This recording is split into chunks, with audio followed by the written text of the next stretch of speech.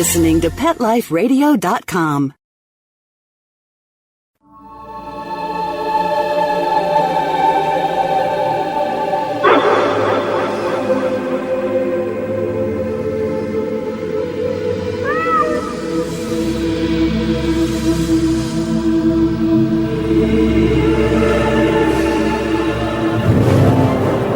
Hi, everybody, and welcome to Pet Life Radio. My name is Brent Atwater. I'm your hostess for the day, and I'm being joined by two very special people.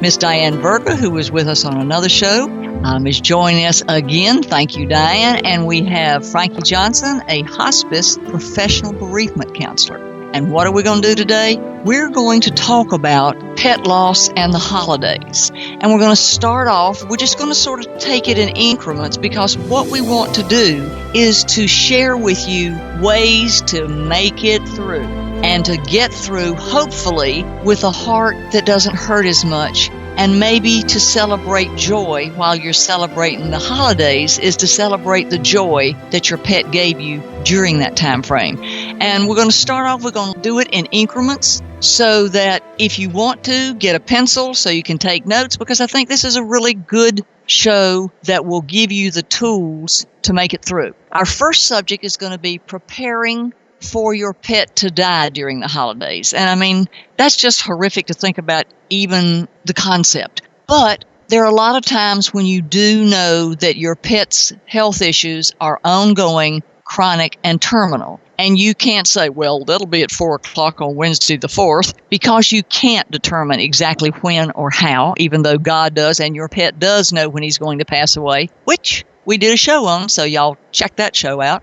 When you're preparing for the holidays and you have a very ill pet, one of the things we want to talk about is, we're going to let Diane start this with living with that uncertainty and, making alternative plans of the what ifs and the whens. What you think, Diane? My thinking about that is notifying people that you may have holiday plans with, that your plans may change. And whether or not they understand that, being in touch with what you need to do and where you need to be. And if your plans involve travel, taking some time to think about that. And my pet didn't cross over, my cat didn't cross over during the holidays. However, a vacation a week away was approaching.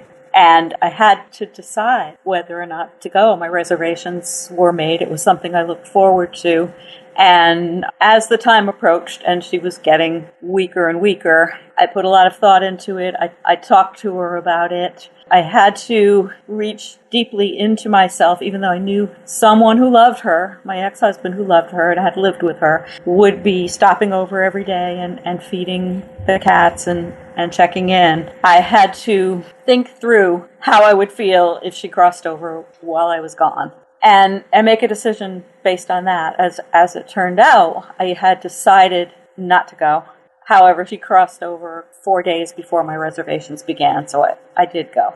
But just exploring your own feelings about getting in touch with where you need to be and what you need to do in case. And I think that's a very solid thing to think about. I had a friend who was a 75-year-old gentleman, and Jack had a dog, Murphy, that was gradually going into dementia and neuropathy and having little mini strokes. And he called all of his friends and he said, let me let you know, I've had Murphy for 15 years. Murphy is my family, and I'm not going anywhere or doing anything as long as Murphy's alive. And he just made a blanket statement like that, and he didn't ask you to respect it. He didn't ask you to think about it. He just told you. So if you have problems, or you think you're going to have problems with people going, oh man, it's just a cat, it's just a dog. No, just make that blanket statement like Jack. This is my family member. I'm going to stay with him until it's that time.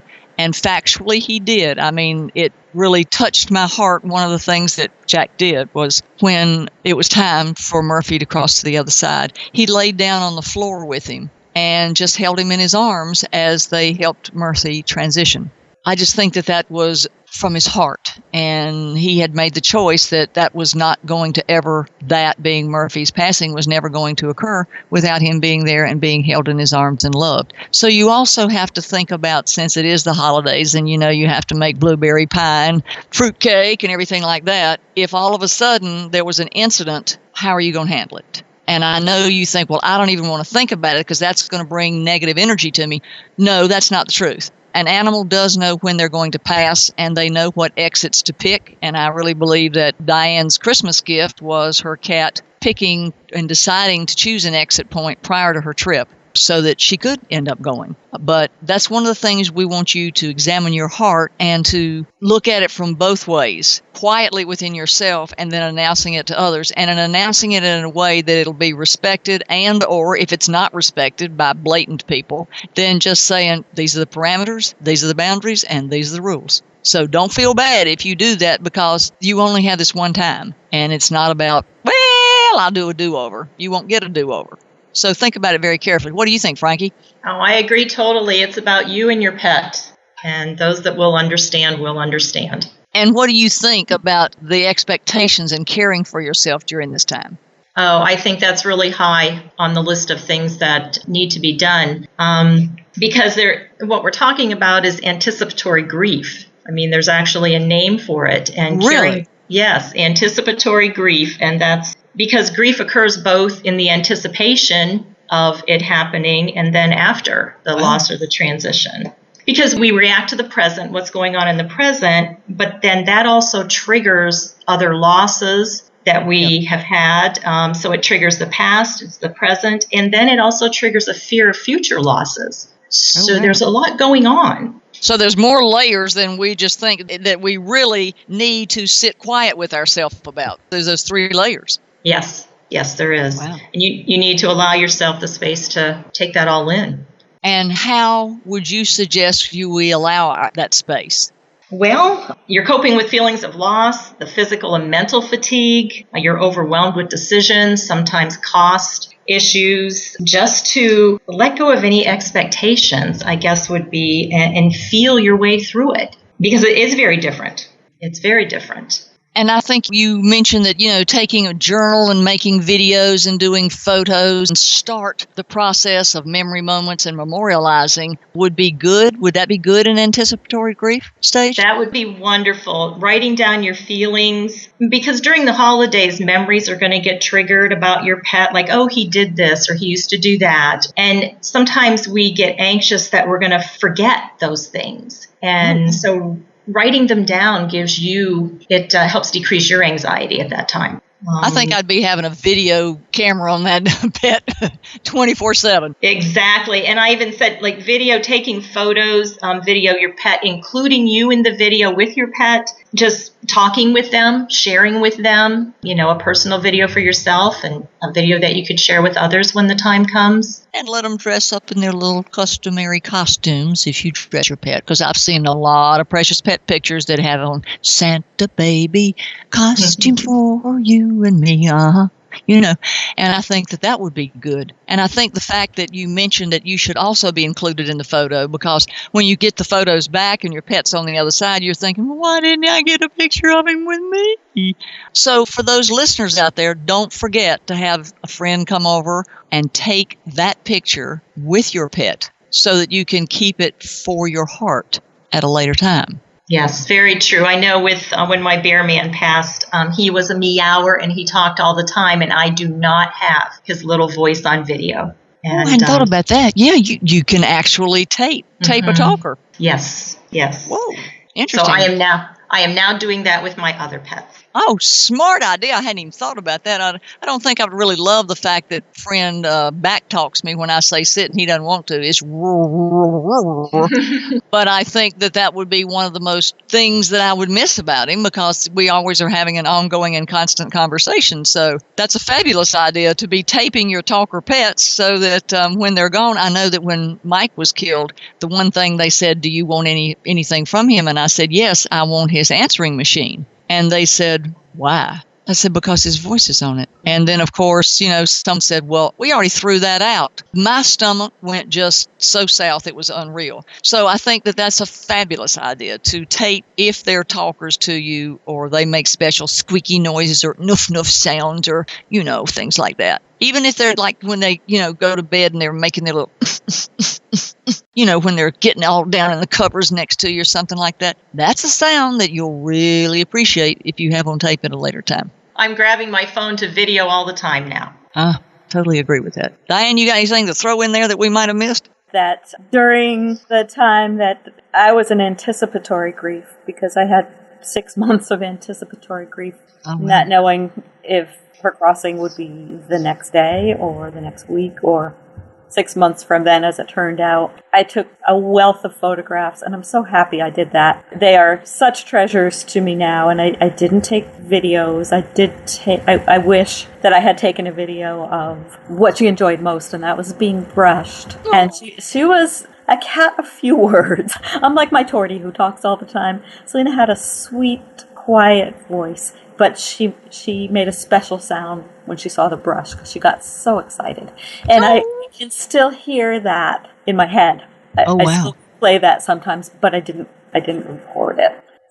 So what we've learned from this is get that phone out and put the video section on even if you're just going to get sounds. It's so important. Mm-hmm. It's important. Well, the next thing we want to talk about after anticipatory grief, and this is sort of part of it, though, what are the biggest mistakes that you can make pre-death? Now, from my perspective, one of the biggest mistakes that you can make is asking your pet to hang on so that you can get through the holidays like, oh, please, Fluffy, don't go till after Christmas or the New Year's because then I have to think about it and then I'll always remember. Look, your pet has already picked an exit point. Now, you can ask them to stay for you, but if you do, it may end up having horrific consequences because their exit point is important because it's part of their soul's contract. And so honoring their exit point is more important than honoring what you want and your time in during the holidays. And another way to think about that is the fact that when they make the exit point, it's supposed to be during that time, and there's nothing wrong about it. And oftentimes, a body deteriorates beyond a point that it can be restored or regenerated. And you have to allow that, even though you're going, well, it's Christmas Eve, don't go Fluffy. That might be the best time for Fluffy to get out of that old fursuit and be sitting with you on Christmas morning at the Christmas table in living energy. What do you think, Frankie? Well, I think, I agree with that totally. And another thing is actually pretending your way through the holidays just to carry on the holiday traditions. I don't think that's good for you or your pet because of the energy that you have with that. You have to honor that things really are not the same. You're not the same. And we have a saying like, meet yourself where you're at and let it be okay. Say that again real slow so everybody can get their pencil, as we say in the South, or their pen and write that down because I think that's really important. To meet yourself where you are at and let it be okay. That's a pretty good prescription for living your whole life, but especially when there's an upcoming transition getting ready to occur. And that's also saying allow it. You've got to allow what the universe and your pet is choosing. Any thoughts, Diane? That's wonderful. That's as it applies to grief and as it applies to life. I think you both have it covered, and the only thing I might add to that is that guessing that your pet, not just asking your pet to hang on through the holidays, but guessing that it won't happen over the holidays because it's the holidays. Because the reality is it might. So to really prepare yourself for that possibility. And don't make the mistake of pretending that it won't. Right. Yeah. So what we're going to do now is take a break with our sponsors, and then we'll be right back. Sit. Stay. We'll be right back after a short pause. Well, 4 to be exact. I'm not much of a reader, but I do wish I were more well-read. There are so many great books coming out. I wish I could find a way to keep up. Audible.com makes it easy to stay well informed and catch up on your reading simply by listening. Audiobooks from Audible turn downtime into uptime. You'll be more productive and become well read. Now I'm able to catch up on all the great books I've been wanting to read. With Audible, I feel smarter. Pet Life Radio listeners, try Audible.com now and get your first 30 days of Audible Listener Gold membership plan free. And get a free audiobook. Choose from over 100,000 titles. To get this great deal, go to audibledeals.com. That's audibledeals.com.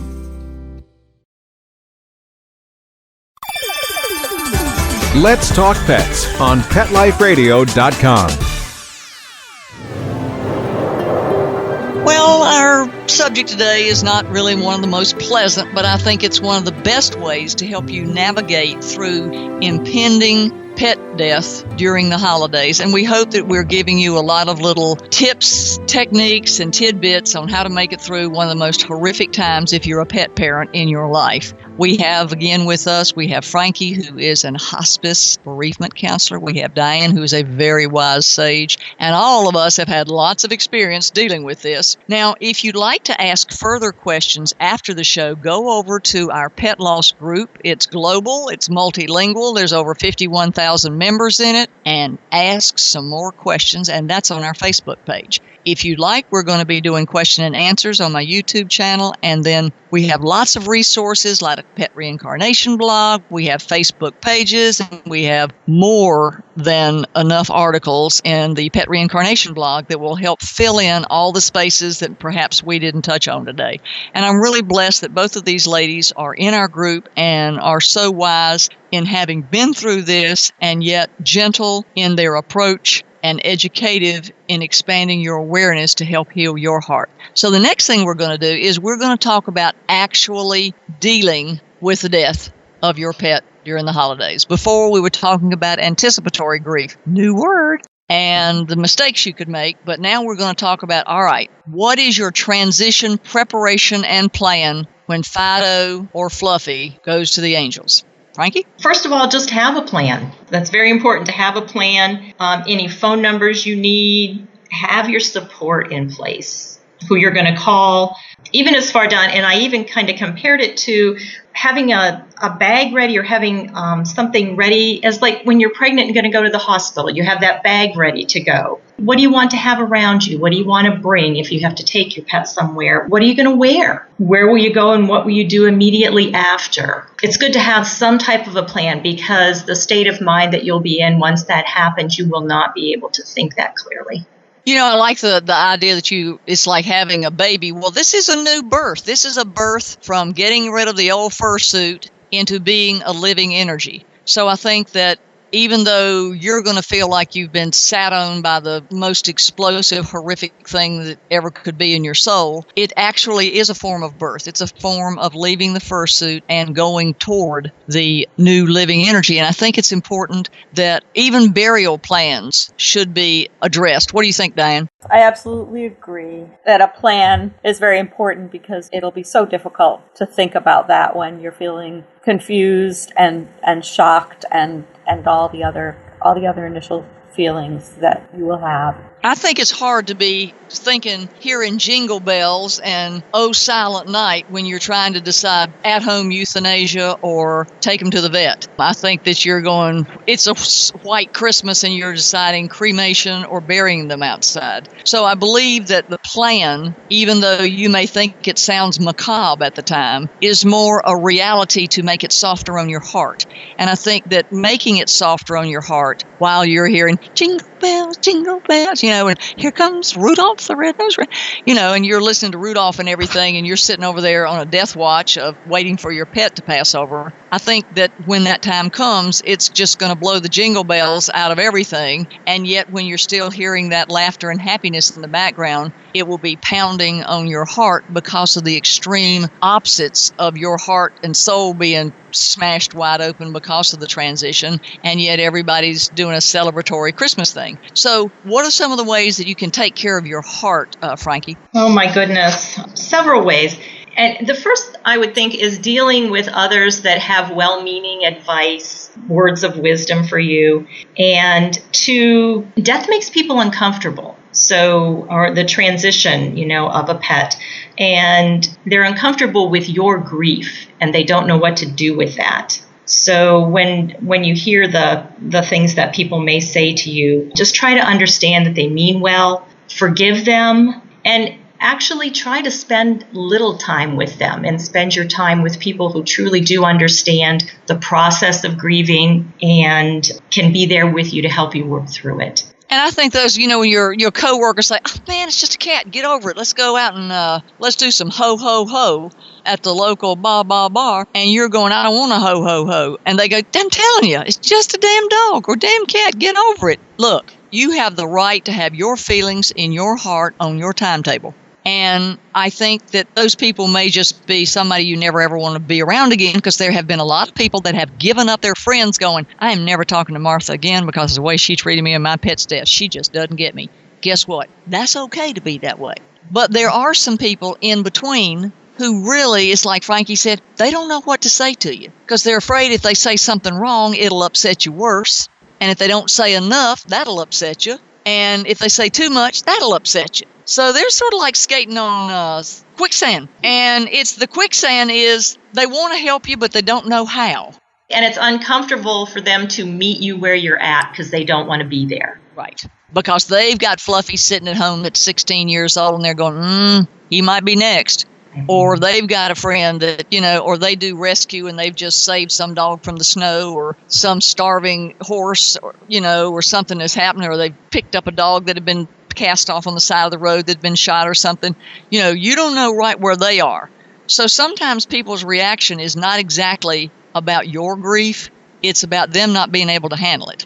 What do you think, Diane? I think that's very true, that they personalize it and are glad it's not them. And so they're not there. And maybe some of them haven't experienced it before, pet loss. Maybe some of them don't have pets and just can't relate to it on the same level. And any way that you need to take care of your heart is okay. If you need to not think about it for a while and you do need to go out and party with your friends, that's okay too. But honor whatever feels right for you. And I think that we find in our group, which we invite you, if you're listening to this show, we invite you because we've got all these folks over there waiting to help you in our Facebook pet loss group. And, you'll find that it's a family. We call it our pet family because everybody is there to help everybody else. And I'm always thrilled that they pass the love forward. So we're really blessed with a wonderful group of caring individuals from all over the world. And one of the things that I think you'll find most interesting is that sometimes in families, you'll hear a wife say, "My husband just doesn't get this. It was my cat. My husband, he just doesn't get this thing about this cat at all." And you're going, "We get it. We understand." So don't blame your family members because they don't get it. Maybe they haven't had the opportunity to experience. And I think it's really important, don't you, Frankie, about explaining it to children? Oh, yes. Yes. And actually allowing yourself and your children to set boundaries and letting that be okay, to let your child know that it is okay, that their feelings do matter. Their loss counts. And they can set boundaries. And if they can cry, it's okay to cry. Exactly. There's no guilt, what you're capable of and what you aren't capable of, to let people know that. And to even allow your children to say no when they need to. Ask what they need and allow them that space to let you know. Because, a lot of times you can walk up to somebody and say, "I need a hug," and they go, "What for?" and say, "My dog just died." Well, yeah. Mm-hmm. So don't feel bad about going even to your good friends, and they're coming over and they're trying to help you do this and do that, and just say, sometimes I just need a hug. Or sometimes I just need to cry. I've been waking up in the middle of the night crying all night long. Tell me it's okay. Let me vent. And sometimes the best friend can do nothing but sit right there and let you vent. And that helps those that really don't know what to do. You're giving them a gift. What do you mean by that? If you tell them what you need, if you communicate your needs and they can give that to you, if they really don't know and they're one of those people that just is kind of there and they don't know what to do for you, if you let them know, it's also giving them a gift that they're able to help you. It makes them feel good also. Does that make sense? Yeah, I can see that because they're sitting there going, "This is my best friend. I don't know how to handle this." And the gift you're giving them is saying, "I need a hug." Yes. Or just let me tell you about Fluffy. And let me cry my heart out, and you tell me it'll be okay. It'll be okay. Because I know sometimes after Mike had died, I would call a friend of mine and I'd say, "Tell me it's going to be okay, and then I can make it through this." And she would say, "It'll be okay, and you can make it through this." Now, I didn't believe her, but it felt good for her to tell me. Yes. And so I think that there are times when you just reach out and just say, I can't handle this by myself. I keep crying. Tell me how to stop crying. And somebody will say to you, you don't. You just keep crying. And there's nothing wrong with that because, Mike's been gone 18 years now and you hit me on a bad day, I'm going to be crying up one side and down the other. Nothing wrong with that because I'm the first person to push you past your grief if I can. But hey, if it takes that long, and I think there's always a soft spot in your heart where you're going to have that time where you go, I don't want to do this. I don't want him not to be there. And it's true because there's just that little hole. And then when you get in that little hole and you're just like a little gerbil and only your nose is out and even your whiskers are like limp and you go, I just can't do this. That's when you have to dig in and take that grief and deal with it. And on that note, we're going to take a break, let our sponsors talk to you and tell you how to deal with grief. Be right back. Sit. Stay. We'll be right back after a short pause. Well, 4 to be exact. Pet Life Radio, the #1 pet radio network on the planet, joins forces with iHeartRadio to put the power of your pets in your pocket. Awesome. Download the iHeartRadio app and rock Pet Life Radio on your phone, on your tablet, on your Xbox, in your car. Pet talk, pet tunes, and fun pet times. Pet Life Radio and iHeartRadio. Positively Possum. It's designerpetsweaters.com, the latest fashion trends for our furry friends. Hand-knitted designer sweaters for your precious pup or cool cat. Beautiful couture patterns for your pets, including custom-knitted formal wear, casual wear, yachting, and even sports themed. Many designer pet sweaters include feathered Tammy hats, top hats, and a lot of sparkle. Each sweater includes leg loops, front paw sleeves, and leash opening. Visit designerpetsweaters.com to order your four-legged fashions today. Your pets will stay warm for the winter and be runway ready. Large or small, we fit them all. designerpetsweaters.com. Having a rough day? Longing for the dog days of summer? Think your fun furry friend lives a dog's life? Well, find out everything you're begging to know as Pet Life Radio presents It's a Doggy Dog World with pet expert and award-winning author Liz Palaika, Kate Abbott, and Petra Burke. Every dog has his day, and you'll find out how to make your dog's day fun and rewarding. Every week, on demand, only on PetLifeRadio.com. Let's talk pets. Let's talk pets On Pet Life Radio. Pet Life Radio. PetLifeRadio.com. So here we are, this tiny little gerbil with limp whiskers looking up out of this hole of grief going, I don't want to live. I don't want to be here. This isn't happening. I'll never get through it. Well, you do live through it. May take a while. May hurt like crazy, but you can get through it. And once again, you're going, oh, she's going to tell us to join that pet loss group again, isn't she? Uh-huh. Come on over there. We have a good group. They all cry together, pray together, support each other, care about each other, and then tell you good stories. So, Diane, tell us about the things that you think is good to do while you're grieving for your pet, how to deal with it. Be in touch with what you need as much as possible. And if what you need is to be by yourself, then do that as much as possible. Sometimes, except don't always take a bottle of wine with you, because you just don't take holiday cheer with you, because for those of you who think that wine or libation can help you get through grief, it only depresses you more. So I do have to add that. That's probably somebody's going, oh, she's not talking about that, is she? Yeah, I am. Because a lot of times when people who are single, they just go say, well, I'm going to go have some Christmas libation or holiday libation to get me through this. I promise you. On the other side of it, makes it worse. And literally, physically, any alcoholic libation does increase depression. So that's not going to be a good thing in the long run. Go ahead, Diane. In the short run only, not in the long run. Yes. Mm-hmm.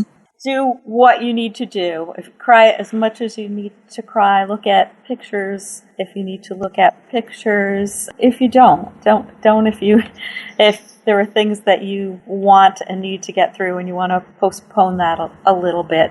If you want to make memorials, I had an ornament made with a picture of Selena that I hung on my tree. I also, at the time, was working on a photo book with her story, and I cried a lot, and that helped me a lot with my process at the same time. If you are around a lot of people, if you have a lot of company or if you're staying elsewhere after your pet passes and you're grieving, try to find some time, whether it's going for a walk, some time when you can be alone with your heart and know that you can still talk to your pet. You still have a connection.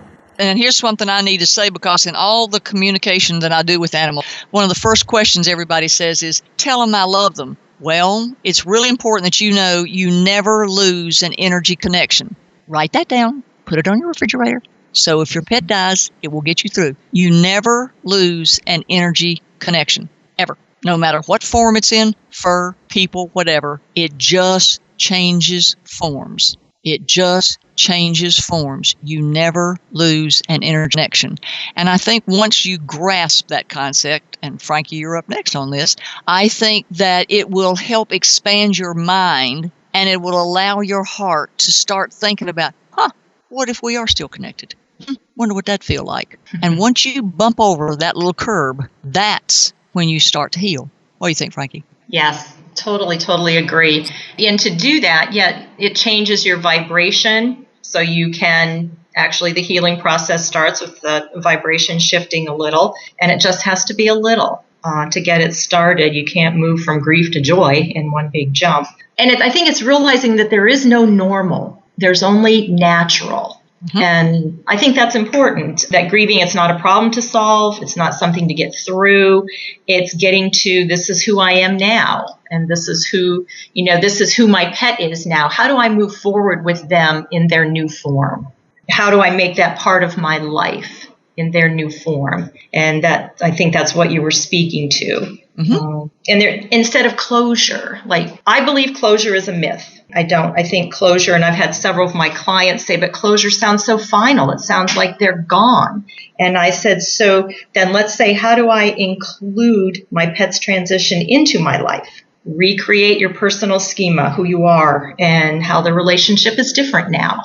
And it gives it a different feeling. Ooh, I like that. Because that's truth. You really have to. That's why I don't like to say pet death. I like to say transition, because you're literally going from one energy form to another, and you do have to reincorporate your life. And I think one of the things you can do in my book, Animal Reincarnation, Everything You Always Wanted to Know, if you want to touch your pet on the other side, there are techniques in there. It's also on YouTube. If you want to learn to see your pet on the other side, there's exercises and samples in there for you to be able to do that. If you want to talk to them and pray to them, the minute you accept your pet on the other side as a living energy, you'll start getting signs. You'll start feeling better. You'll start seeing them more in your dreams. They'll start rubbing up against you. You can feel them jumping on the bed. You'll be getting all sorts of things that you didn't realize was, quote, possible once you go over that little speed bump in your mind of dead is dead. No, it's transition.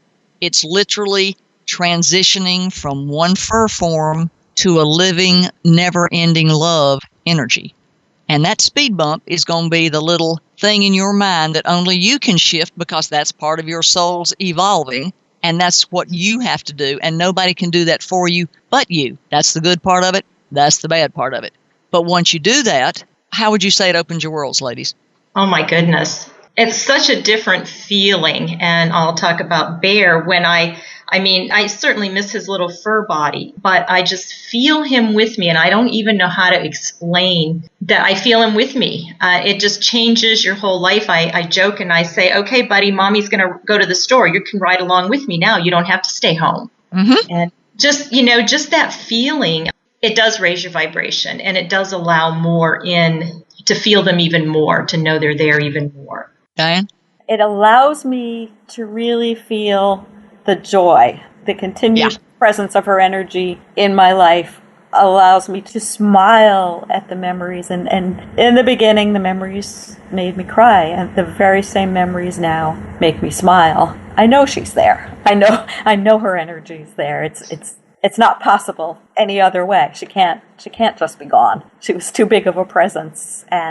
And I do the same, Frankie. Sometimes I envision her riding in the car with me, and now she can go anywhere. The other cats can't. So that she's always been special, and now she's even more special. More special.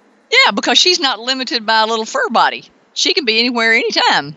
And I think that's a good thing. Now, one of the things that is a mistake that I do want to add here that I think is important for people to understand is there is a mistake you can make. The mistake you can make is being too angry, too guilty, too long. First of all, there is no guilt because a pet chooses its exit point. Now, there's a whole radio show on that, chapter in the book on that. Come on over and we'll discuss it. Second, angry. That diminishes you getting signs from the other side, too. So come on over. We'll talk you through that, too, in our Facebook group. But one of the worst mistakes you can make is making rituals and memorials that lock your pet into dead. Like, oh, Fluffy died, and the only place I can see him is in this box of ashes and the rose in his dog collar. No, he's standing behind you in spirit living form going, yo, I'm right here. Y'all want to pay attention? I can't. Fluffy's dead. He's in that box. No. Fur, toenails, teeth are in the box. Fluffy's standing behind you, wagging his tail, going, Mom, I want you to be happy. Let's go with this. Let's play, just like she said. Take me in the car. Let's go. And one of the ways I learned that is when Mike died, I was just everywhere just going crazy, the fact that he had died. And then all of a sudden, it struck me one day. I'm going to compartmentalize my heart and make a little box that is Mike's box. And inside, I put all of the good memories. And every time I would get sad, just like was previously said, I would open that little box and pull out the most delicious of my memories with Mike, and I would smile. And that made me savor all the good things instead of walking around going, he's gone, he's gone.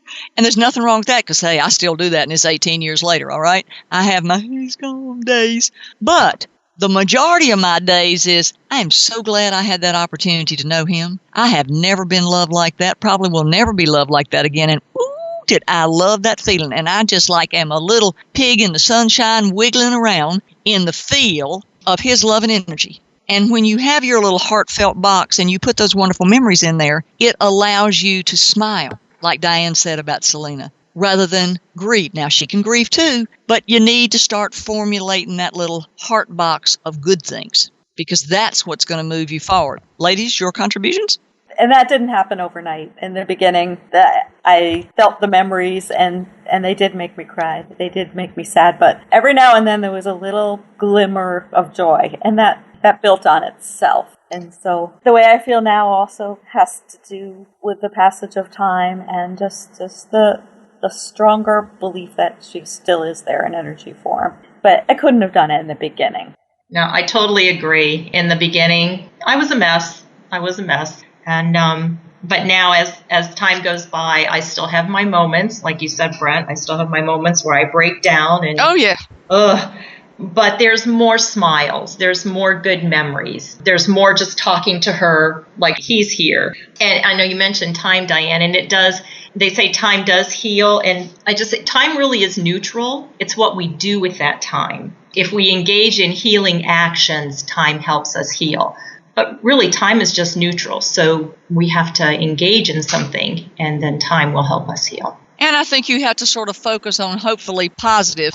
And I really like the idea now they're even doing with humans, it's calling a celebration of life instead of a funeral. Oh, yes. And I think that's pretty important. I think that if you can address this as a celebration of life, rather than focusing on guilt, anger, and poor me, I've lost Fluffy. I mean, I sat around for over 7 years, grieving Mike. And so I pretty much got the point of, you can just take it on forever. And then you meet people who've lost their husband or their wife or somebody, and it's like 15 years later, and they're still grieving. Well, that's the kind of grief that's not conducive to evolving and moving forward in life, even though you have to honor that that's their soul's choice.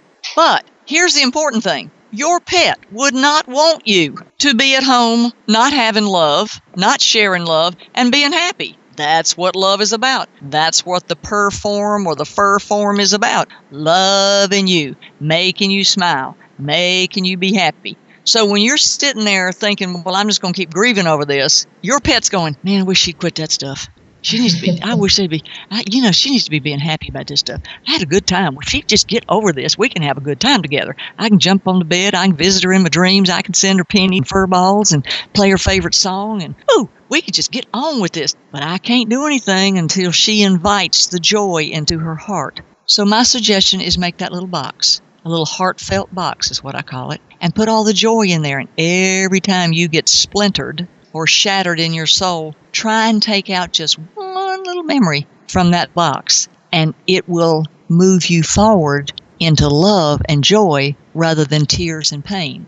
And I think what we're going to do today is going to add our final little session on after you've had that holiday death and now you're into the first holiday season. What would you suggest, Diane, if your pet passed last year and this is the first year you have to deal with this? If your heart breaks open again, it's okay. That's okay, because there will be a lot of triggers and there will likely be a lot of memories. And if that doesn't happen, that's okay too. If you look at pictures of your pet previous holiday, it's likely that will stir up some grief again. It will pass. We assign many of us, not all of us, assign different meanings to the holidays, and so it's what we do is part of our own process. And know that you will feel better again if you have what feels like a relapse. That it doesn't mean you're going to backtrack. You will be able to move on and move through it. It just means some tears that weren't poured out at the right time. You just pour out a few more tears, which is perfectly okay. And I think another thing, though, is for every bad memory you have or relapse or visitation of how your heart felt, try and pull out to match it a joy. Like, look at the silly pictures with them sitting with antlers on their ears. I took a picture of my dog Friend, the dog with me on his bottom, and with a Santa hat on. I really feel guilty about taking that picture because the look he gave me with his face was like, oh, please, you are not doing this to me. It is so ridiculous, and he is so adamant in his stare that I'm making him look like a fool that I just laugh at it hysterically every time. So when you're pulling out those pictures and you're looking at everything, if you can, balance it with something that's just, oh my God, you should have seen them in the Nutcracker tutu. That was just not an outfit that they look good in. Or, them hanging upside down and they've gotten in the Christmas stocking. Or you're taking a picture because they're on the third limb from the top in the Christmas tree and you're going, oh my God, the tree's going over any minute. But it shifts your mind to the joy and the goodness that is in your heart and tries to alleviate some of the pain. Any ideas, Frankie? Oh, that was wonderful. It was. And I think to just, like I always say, be gentle with yourself. With the Christmas coming up, if you've just lost your pet and the holidays are coming up, that there's no shoulds. Anything that you're feeling is okay. And, if you feel like laughing and crying at the same time, that's okay. If you're feeling a joyful moment with your pet, just embrace and acknowledge that it is going to be different. It's not going to be the same. And it's okay to make new traditions. It's okay to include your pet. In fact, I recommend including the pet that's transitioned because they're still here. Yep, just in a different form. Exactly. Diane, you have any closing words you want to impart to help people get through that are in a situation they really don't want to be in? Well, that sums it up. No one wants to be in that situation, and the holidays just magnify that sometimes. There's no easy way. What Frankie said, be gentle with yourself. Seek support where you need to, and do, as Brent said, do look for the joy. The joy for me was in a picture of Selena under the Christmas tree, and although that made me sad because she was no longer there in physical form, I remembered the feeling. I remember the feeling of when she was. So look for that joy, and it will build. Frankie? If you don't think you can get to that joy, if that's just like, I won't get there. And I always say, start out in tiny little steps. You can't jump there. I read something that spoke to me, and I'm going to do it this year. It said, float a flower in your pet's water dish.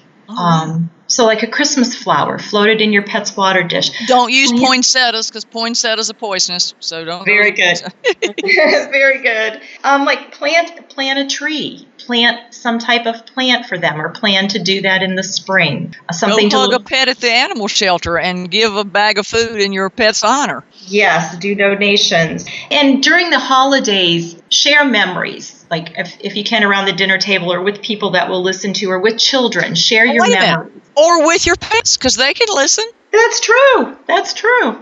I mean, when everybody's sitting at their food bowl, you can say, hey, remember Fluffy when he always ate all the whipped cream off of everything? And your other pets will look and go, oh, yeah, we didn't get any. So, yeah, your pets are listening too. So, yeah, include them and share the memories. And, yeah. I think that it all sums up to here's the bottom line, folks. 1, it ain't going to be easy. 2, it's not going to be easy.